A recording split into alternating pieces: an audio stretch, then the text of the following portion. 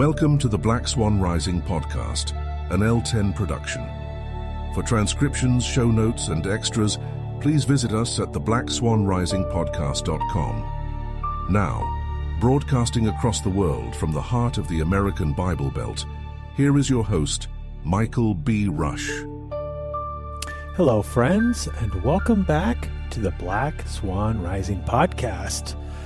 Hope that you enjoyed the holiday season and that your new year is off to a great start. A lot has happened in the world since our last broadcast. We are now controlling Venezuela, and Trump seems like he's really pushing to control Greenland. Seems like these things are crazy and unrelated, but I'm not so sure that that is the case. If you recall back to a prior episode, I think it may be episode number 4, where we were talking about the rise and fall of the Whore of Babylon. In there, I talked about the rise of the BRICS Plus conglomerate of nation states. There are 10 nation states in BRICS Plus, and that they were working towards coming up with a unit that could challenge the US dollar. They have been trying to create a basket of commodities that give it something other than just fiat status. And they've been successfully amassing stockpiles of gold and silver and other precious metals. In fact, when I did that episode, which frankly was not too long ago, silver was trading at $54 an ounce. Well, yesterday, silver was trading at $94 an ounce. That is a $40 per ounce increase in a matter of a couple of weeks. That is astounding and is symptomatic of something fundamentally breaking within the system. Well, you might want to go back and re-listen to that episode, because there's a lot of information that I talked about that I'm not going to rehash here, but I think that the price of silver is a leading indicator of some pressure that is building like a super volcano underneath the surface of the global financial system. And I do not believe that this whole U.S. soiree into Venezuela has much to do about drugs. We've had, drug issues coming out of South America for a long time. And frankly, if we're honest, most of those drugs are going through Mexico and not Venezuela. And if this were really about drugs, we would go in and pound the Mexican cartels into oblivion. That is not what we did. We went in to Venezuela and in a very covert operation basically decapitated the national leadership. We did that very quickly, and now Trump has pronounced that he is the de facto leader of Venezuela at the moment. And again, as I've mentioned, Trump is now aggressively going after Greenland. So what in the heck is going on? Well, I think we need to back up to a higher level here and talk again about the BRICS nations and this plan that they have to dethrone the US dollar as the global trade currency. So, and I said that they were doing this by coming up with a basket of commodities. Well, if we want to understand the fundamentals for what's going on in the world today, I think we first need to understand the fundamentals of the United States financial system. And you go back to the 1970s, and the United States currency was still gold-backed. That changed by 1974, where Nixon decoupled the US dollar from gold, and we became a pure fiat currency. And then things got really crazy. Hyperinflation kicked in, and Nixon realized, hey, we need to do something. And so we came up with something called the US petrodollar, wherein the United States government went to Saudi Arabia and said, listen, we will provide protection to you if you will only sell oil in US dollars. And so Saudi Arabia agreed with that, and pretty soon so had all the other OPEC nations. And bada bing, bada boom, you have overnight the vast majority, we're talking 90% of all petro transactions were done in US currencies. Also, the Saudi Arabia had agreed that they would reinvest any of their surplus cash from the oil industry into US treasuries. So this was supporting the US dollar. Now enter the BRICS Plus nations, where they want to challenge the US dollar supremacy. Well, one of the things that they have been working very hard to do is to decouple the petro industry from the US dollar. How are they doing that? Well, China, for the last decade or so, has been aggressively partnering with key countries around the world that are natural resource rich and going in and helping to develop those countries in exchange for access to their natural resources. And they have been the number one supporter of Venezuela. And Venezuela has the world's largest reserves of oil. And most of all of Venezuela's oil was being sold in non-US dollars. That was, primarily being done in China's currency. And also, you now have probably 30% of oil transactions that are now no longer done in US dollars. So US dollars are beginning to lose the petrodollar status. And that has been felt in the demand for US debt across the world. For the first time in many decades, you now have foreign countries holding more gold than they do US debt.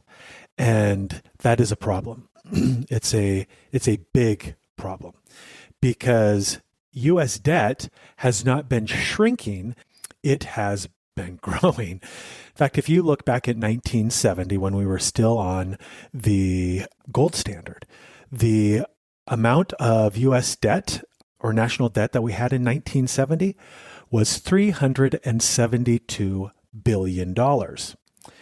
Then you go one decade later, and that had almost tripled to just under $900 billion. Then one decade later, we go to $3.2 trillion in 1990. Then one decade later, in 2000, we go to $5.7 trillion. One decade later, in 2010, we're now at $11.5 trillion. Then you go one decade later to 2020, we've now ballooned to $23.2 trillion.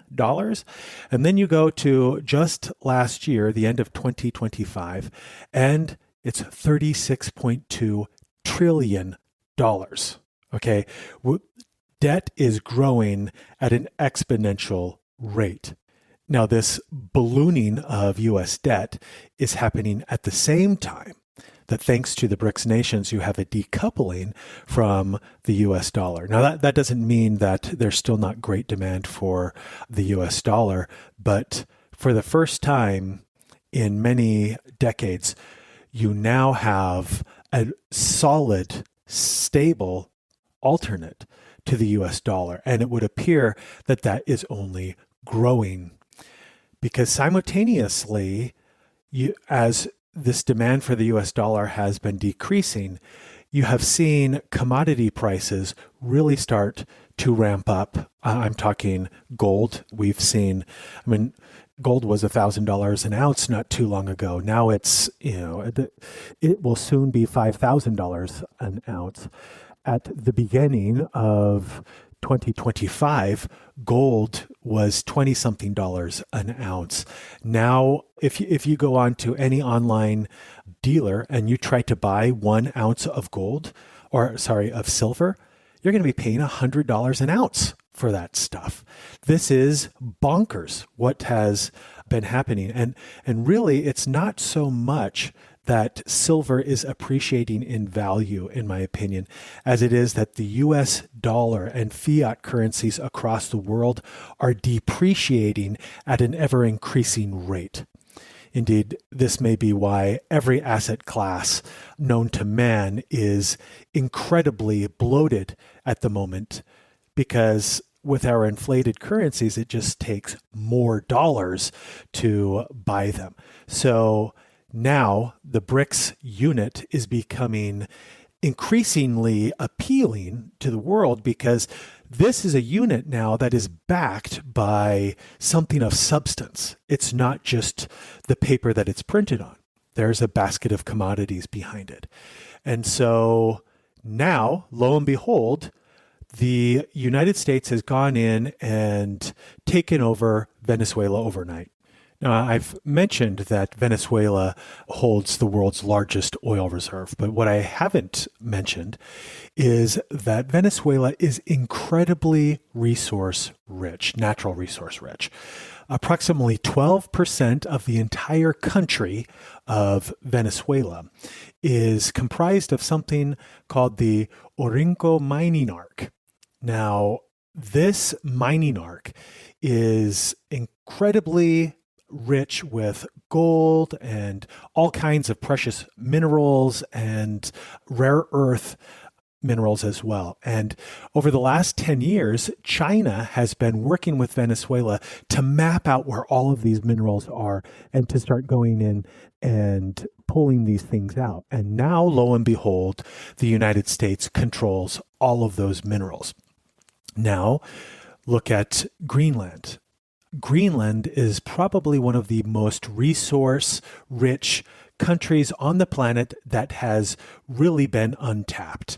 It has one of the largest deposits of rare earth minerals on the planet, and it has gold and silver and all kinds of metals that are becoming increasingly hard to control, particularly given the fact that on January 1st, China implemented export bans where they are, in order to export silver and other critical minerals, you need to have a special permit from the Chinese government to allow you. And the last that I read on that, there have only been 40 companies that have been approved to even export silver. Now, this is incredibly important because China refines more than 60% of all the world's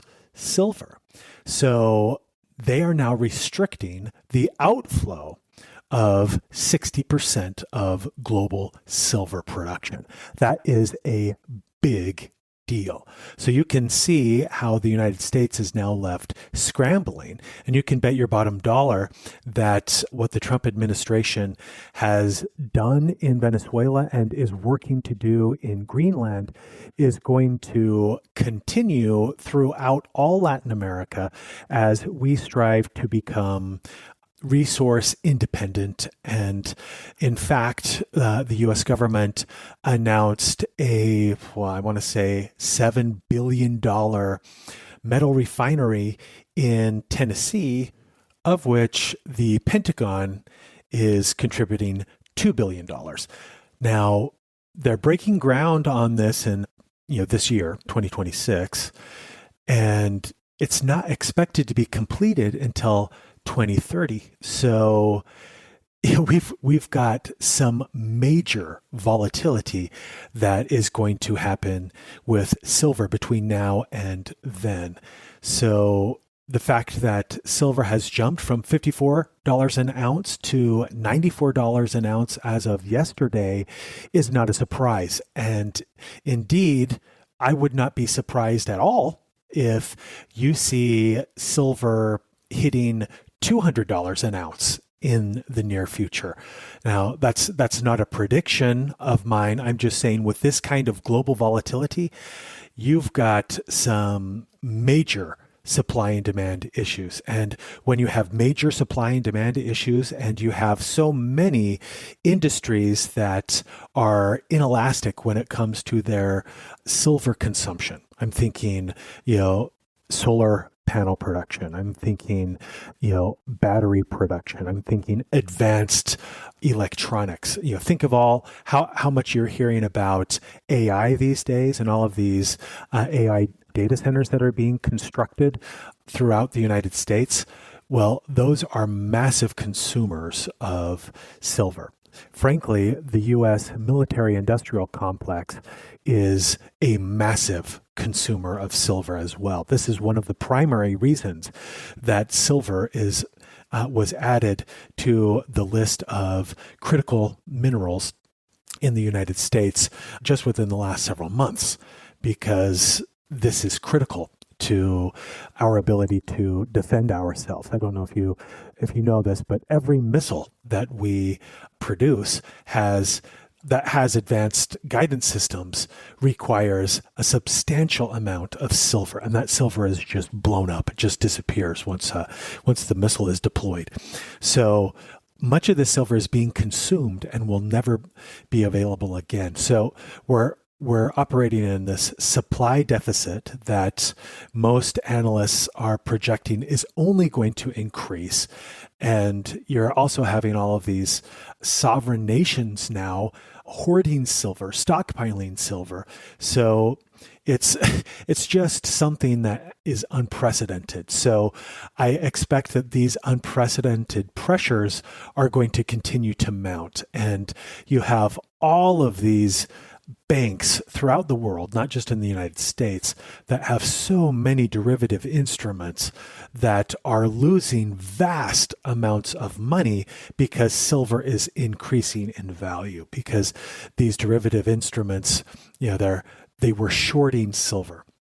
And so that depends upon the financial viability of these derivative instruments depends on a low value for silver, and silver has been going through the roof. So we're going to see some black swan style events arising from this. So as I'm looking back on the events that are going on throughout the world, I don't see them as being unrelated events. I see them as being an outward manifestation of this covert resource war that is happening between the United States and the BRICS nations at the moment. And, we're not really going to start talking about this overtly until you see silver hitting, prices that Main Street is now talking about. I mean, you're not going to the grocery store and hearing people talking about silver right now. When you are hearing people talk about silver in the grocery store line, then you know that we're getting close to a climax of this. But we're not there. We're in the beginning stages of incredible volatility in this area. So what a start to 2026. Then, of course, we have Chris Bledsoe's prediction of the lady coming up here in April of 2026. I mean, we're now just a couple of months off of that. Now, obviously, I hope that, Chris Bledsoe has been deceived with this, and, we're not going to see anything highly unusual there, but we have other things going on that, make me, nervous in that regard as well. I mean, if you have not seen a documentary. You can watch it on Amazon Prime. I think you can rent it on Amazon Prime anyway. It's called The Age of Disclosure. If you have not seen that, you really need to see that.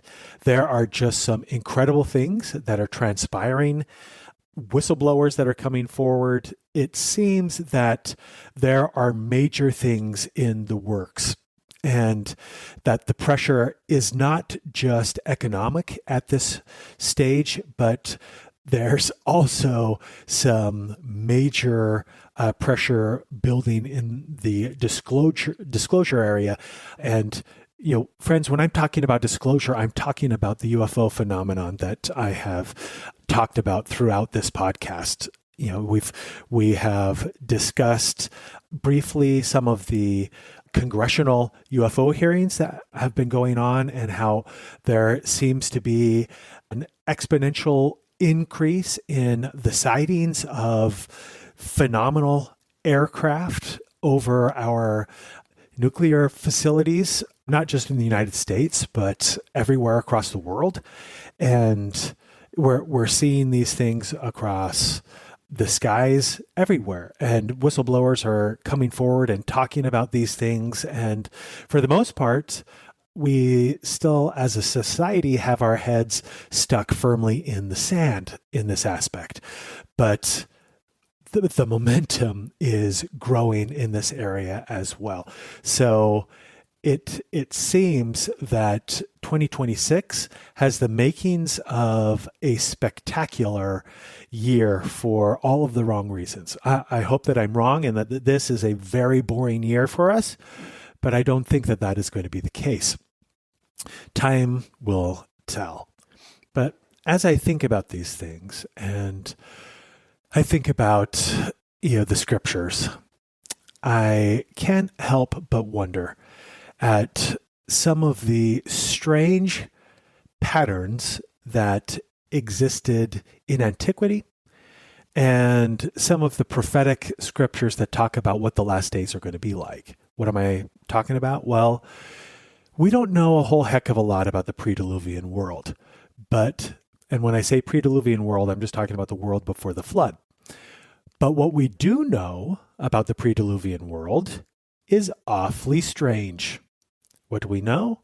We know that there were giants on the earth in those days, and that's weird. We know that the entire earth had become utterly corrupted to the point that God decided that every man, woman, and child needed to be wiped out. Now, prior to this, the Lord gathered all of the righteous unto the city of Enoch, and then he took the city of Enoch unto himself, meaning he lifted it up, and the city of Enoch is somewhere in space, and that's weird. Okay, that is a weird thing. Then let's talk about the land of Canaan, which is the covenant land of promise that was given to Abraham. Okay, we don't know a whole lot about the land of Canaan before the Israelites went there, but what we do know is that it was a land of giants. And we know that that land had become so corrupted that the Lord commanded the Israelites to destroy every man, woman, and child. Does that sound familiar to you? And not only that, but the Israelites were to destroy all of the artifacts of the Canaanites. Every cultural imprint apart from the Canaanites' gold and silver was to be destroyed. Now, that is really interesting because obviously there is a very strong correlation with the pre-Diluvian world and the land of Canaan. Now, what is the common thread there? Well, the book of Enoch states that there were giants on the earth in the pre-Diluvian world because there were 200 watchers that came to the earth and they intermarried with the women of earth, and their offspring were gigantic. The book of Jubilees teaches that in the days of Noah's grandchildren, that some of these watchers returned, and they returned to the land of Canaan. And they once again intermarried with the women of earth, and thus the land of Canaan became a land of giants. So you have this off-world corruption that takes place both before the flood and after the flood. And then curiously, and I am going to be speaking from an LDS perspective here, friends, because let's face it, that is the way that I see the world. In the Church of Jesus Christ of Latter-day Saints, we have a very curious translation. Joseph Smith, one of the things that he did, one of the projects that he worked on from 1830 to 1831 was a retranslation of the King James Bible. And from that translation, we get some very curious insight into what was going on in the land of Canaan during Abraham's day. And I think that this is very relevant to the present conversation. And you'll see why in a little bit. But I want to read this supplement to Genesis chapter 14 that Joseph Smith brought. And I'm going to start reading this. You can read it in the Joseph Smith translation of Genesis chapter 14, verses 25 through 40. And this is what they say. And Melchizedek lifted up his voice and blessed Abraham, or Abram.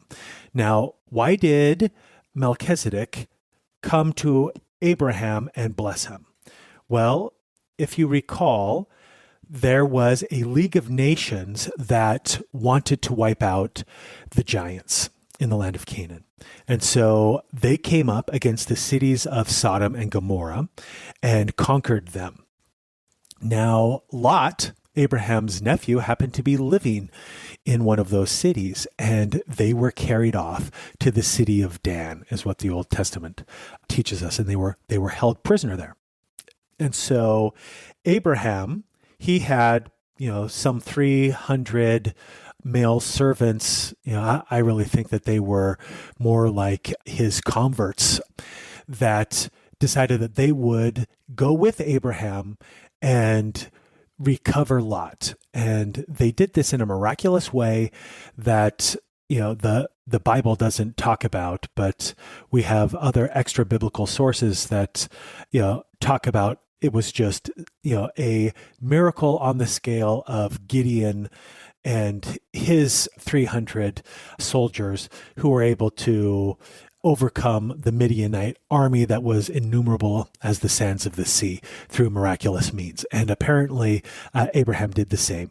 And the rumor of Abraham's incredible victory over this League of Nations that had been able to overpower two of the giants of Canaan's strongholds, Abraham became the thing of legend. And so Melchizedek came to pay tribute to Abraham. And this is what Genesis 14 is talking about. So I'm going to pick up here now in the Joseph Smith translation in verse 26.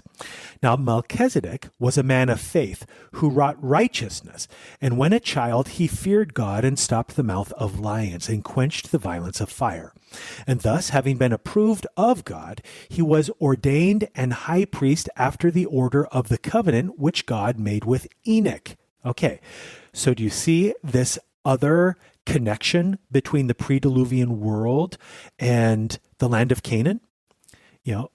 Melchizedek obtained Enoch's covenant, the Enochian covenant.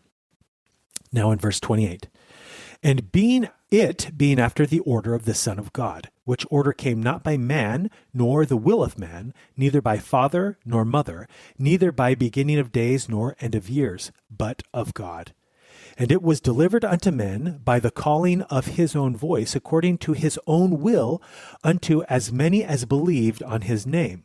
For God, having sworn unto Enoch and unto his seed with an oath, by himself, that everyone being ordained after this order and calling should have power by faith to break mountains, to divide the seas, to dry up waters, to turn them out of their course, to put at defiance the armies of nations, to divide the earth, to break every band, to stand in the presence of God, to do all things according to his will, according to his command, subdue principalities and powers, and by this the will of the Son of God, which was from before the foundations of the world.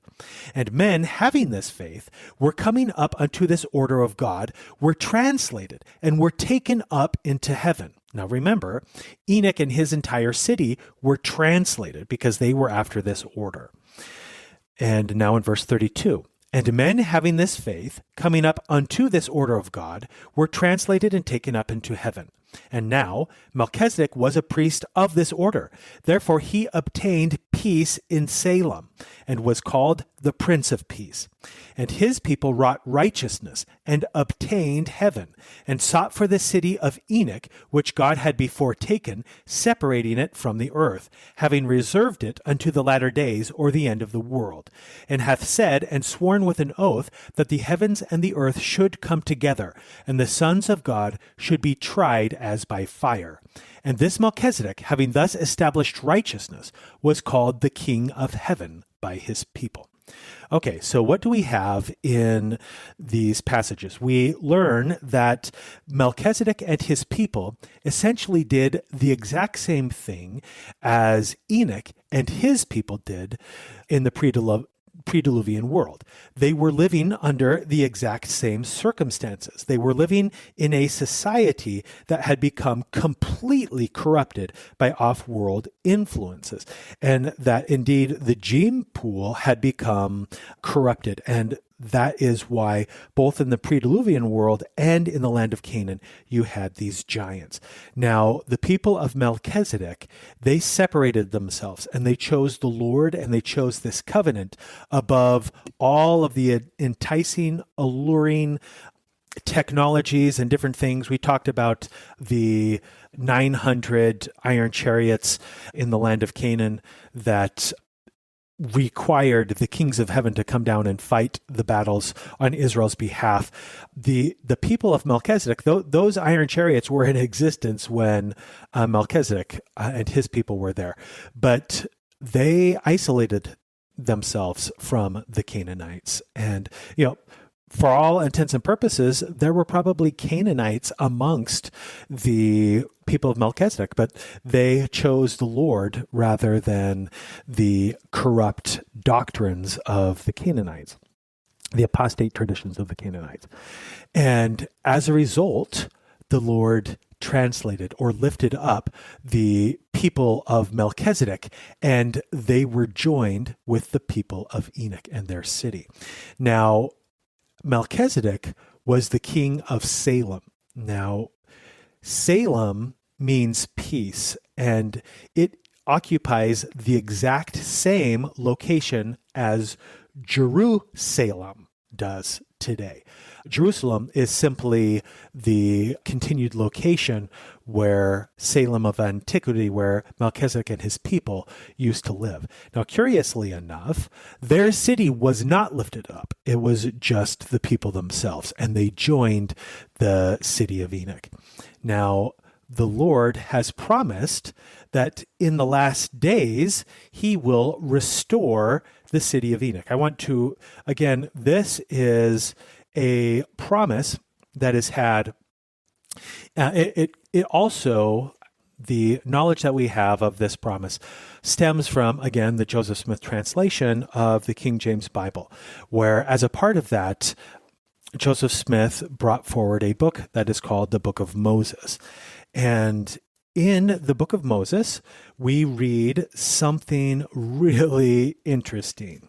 And I want to share this passage with you. Now, Enoch is he is talking with the Lord, and he is seeing all of the wickedness that is taking place on the earth, in the pre-Diluvian world, and he's mourning for that, the wickedness, and he's asking the Lord if the earth is ever going to rest. And the Lord tells him that, yes, it will rest, and promises him that in the day of the earth's rest, that his city would return to the earth, which means that not only the people of Enoch, but also the people of Melchizedek will be restored to the earth in those days. Now, this is what it says. I'm reading in Moses chapter 7, verse 62.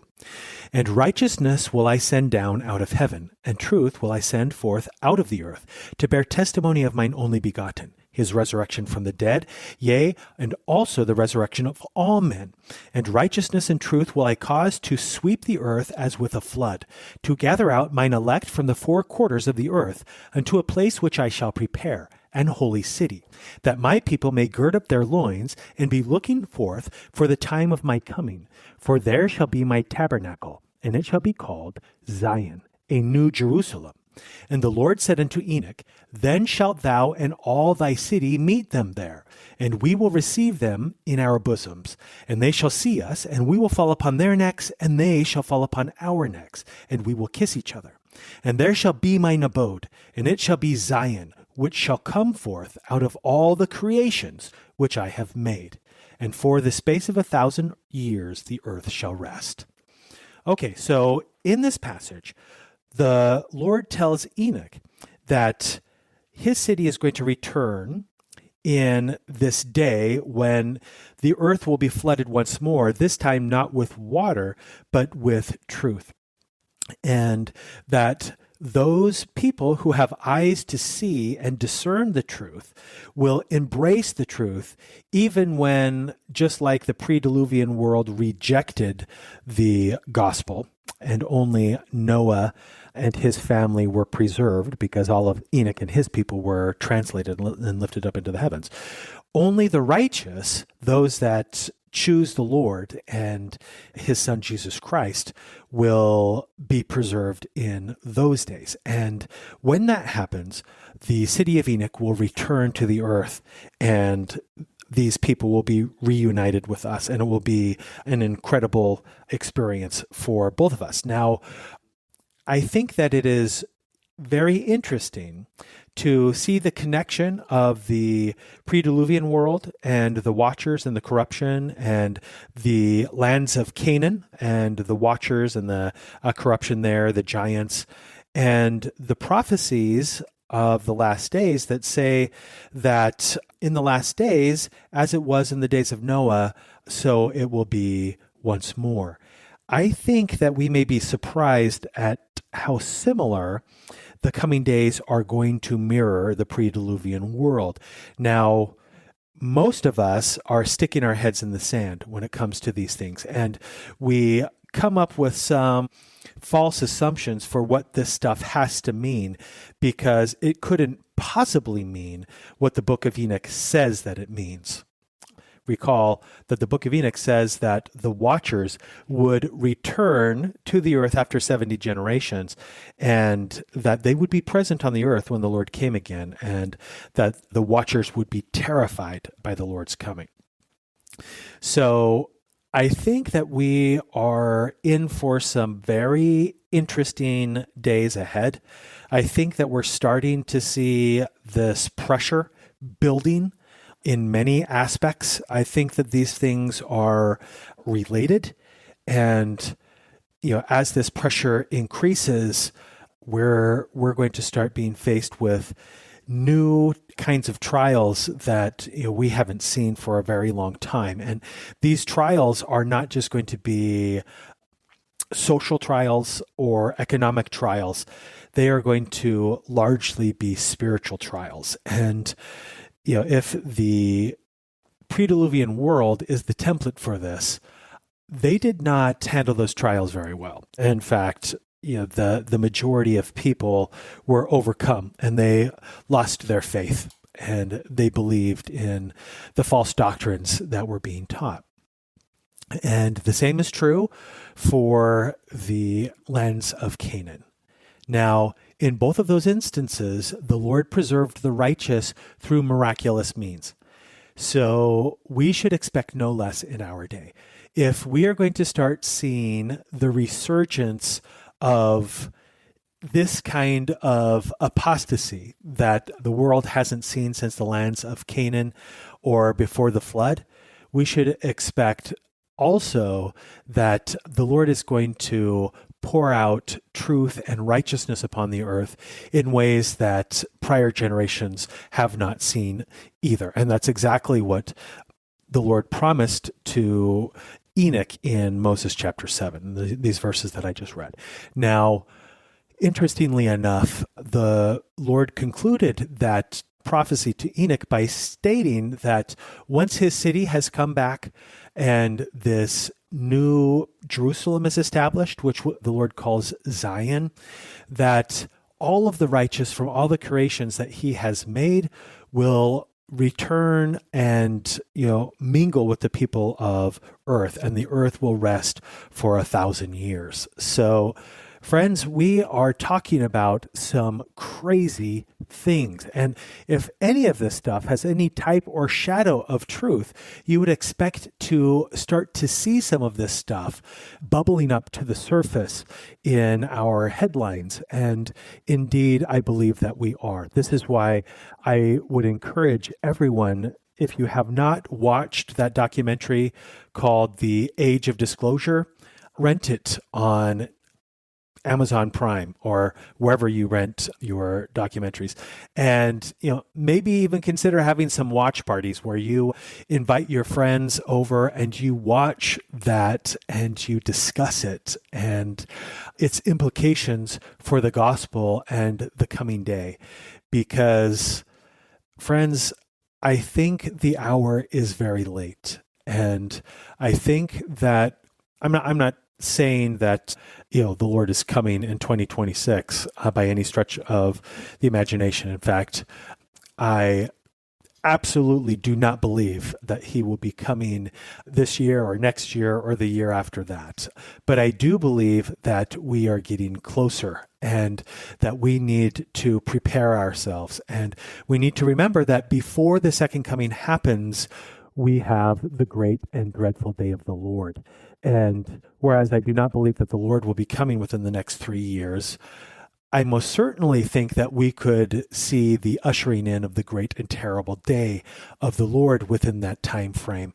And it is during this time frame that we see the rise of the latter-day Antichrist that has been spoken of throughout the Old and New Testaments.